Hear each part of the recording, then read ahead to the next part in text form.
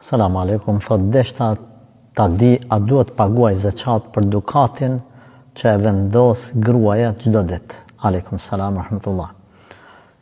Te dukati që na e quajmë dukati për zbukurim, se jo dukati i femrës. Se dukati i femrës është mesele me agjan, dhe më thonë dukati i femrës mund tjetë edhe për thesar, po për zbukurim që përdoret. Për to, ulemat kanë diskutu tre mendime kanë dhënë.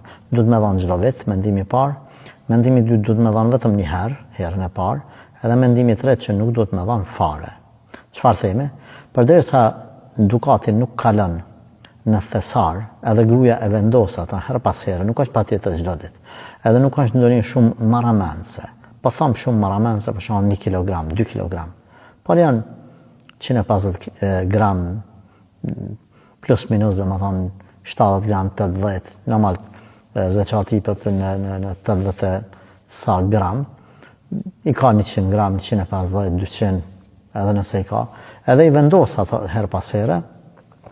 Allahu alem, qëndrojmë të përgjigja mes asaj mos me dhanë fare, ose me dhanë vetëm një herë, në fillim.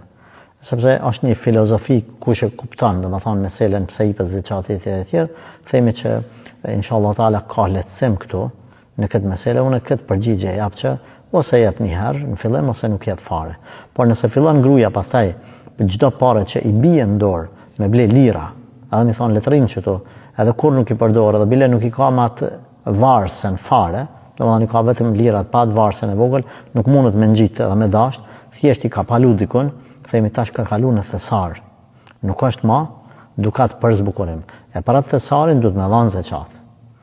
E kështu që duke pas parasysh rrethanat, shumica popullit tonë të cilën janë femrat, themi nuk ka nevojë me dhanë zeqat, ose eventualisht veç një herë për atë ari që e posedon ajo. Ka disa treba në trojet shqiptare, sidomos në Maqedoni, që ju blejnë shumë ari me kilogram. Teta duhet me pas kujdes, sepse ka raste kur ndoshta nuk i vije radha me i vun disa unaza ose disa zinxhir 10 vjet, 20 vjet. Thjesht e ka palu që aty, atër kjo është pak e rrezikshme. Kështu kjo mesela, Allah na falte na përmirësoft.